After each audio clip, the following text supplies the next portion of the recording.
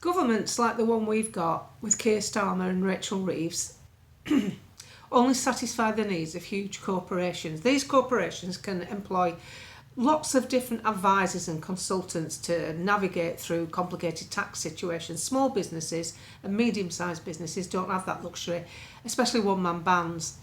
People have to just get on and do it. A lot of small businesses do all the jobs themselves. Sometimes it's a partnership, just two people in a firm.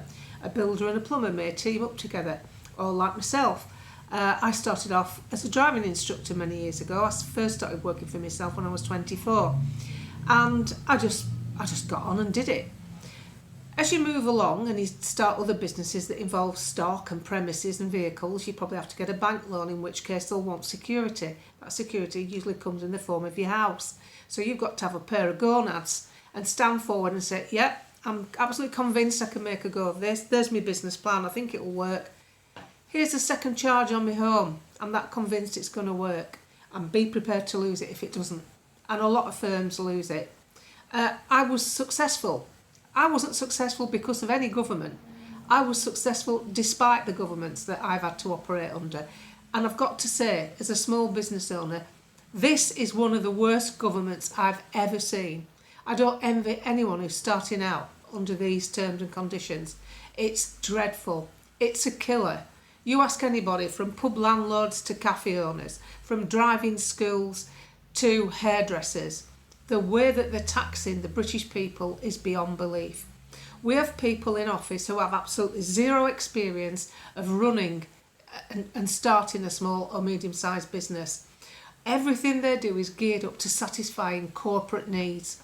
You've only got to look at who was the first to be invited into number 10. Larry Fink and Bill Gates. What are they? Billionaires that run huge corporations. And Keir Starmer is gravitating towards their needs. As he gravitates further towards needs like that, the small and medium-sized business gets neglected. Let's just have a look at just how important small and medium-sized businesses are to Great Britain. I'm going to read you from a tweet from Alan Smith. He's an entrepreneur guru. A lot of people have heard of him. There's 5.6 million small and medium-sized businesses in the UK. They account for 99.9% of the business population. The total employment of these businesses is 16.7 million. Now, if you think the NHS is considered a big employer with 1 million, so imagine how many are employed through these smaller businesses. 90% of new businesses fail, and often resulting in the founder losing their life savings or their home. Small and medium-sized businesses are estimated to bring in £2.4 trillion worth of revenue to the country. It takes a lot of guts, this is his words now. Starting and growing a business takes guts, resilience and ambition, and needs to be supported for the economy to thrive.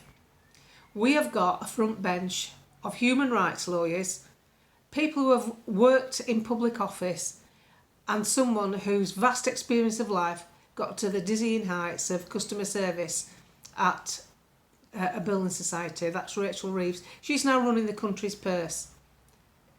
They're inept, they're incompetent, and they're all in the wrong job.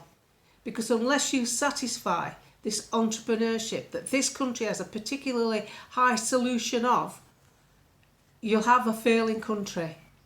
You cannot tax your way out of anything.